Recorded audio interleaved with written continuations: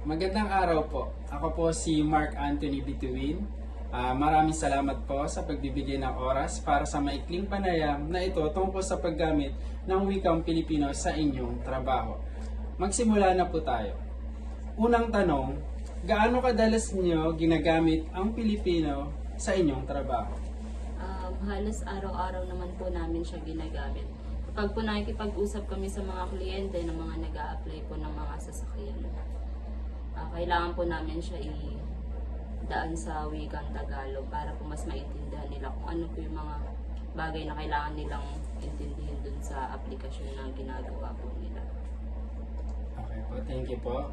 Ang pangalawang tanong, anong mga sitwasyon o gawain ang mas ginagamit ang Pilipino? Madalas po namin yun sa pagpapaliwanag po yung mga requirements na kailangan po nila. Tapos kung ano rin po yung mga monthly payments, yung mga amortization. Tapos kapag po nagpa-follow up sila sa amin tungkol dun sa application po nila. Thank you po. At ang pangatlong tanong, ano ang kahalagahan ng paggamit ng Pilipino sa inyong disiplina? Mahalaga po yung paggamit namin ng Pilipino. Usually kapag po yung mga applicants hindi po nila masyado naiintindihan yung mga nakasulat dun sa kontrata. Tapos para mas maintindihan nila maigi tungkol sa para maiwasan po namin yung mga aberya sa aplikasyon nila. Kaya pinapaliwanag po namin sa Pilipino lahat po ng nandun sa kontrata. Okay po, thank you. Ang pang-apat na tanong, ano ang mga hamon o paggamit ng Pilipino sa iyong trabaho o akademya? Minsan po mahirap isalin yung mga salitang isalin sa Tagalog yung mga interest. Pero naiintindihan naman na po yun ng mga kliyente minsan. Minsan naman yung collateral, hindi nila masyadong naiintindihan kasi masyadong malalim. Okay po, thank you. At ang pangalimang tanong, mayroon bang mga terminolohiyang Pilipino na ginagamit sa inyo sa araw-araw? Oo, gaya ng mga hulog, utang, tubo, pasok sa budget, saka yung mga hatak, mga possession. Okay po, thank you so much. Next po is, paano nakakatulong ang paggamit ng Pilipino sa pakikipag-ugnayan sa mga kasamahan o kliyente? Usually po, mas nagiging komportable po kami makipag-usap sa kliyente sa wikang Pilipino.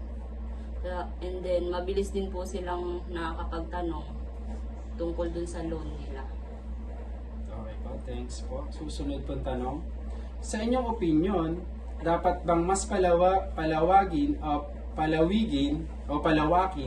ang paggamit ng Pilipino sa iyong disiplina at bakit?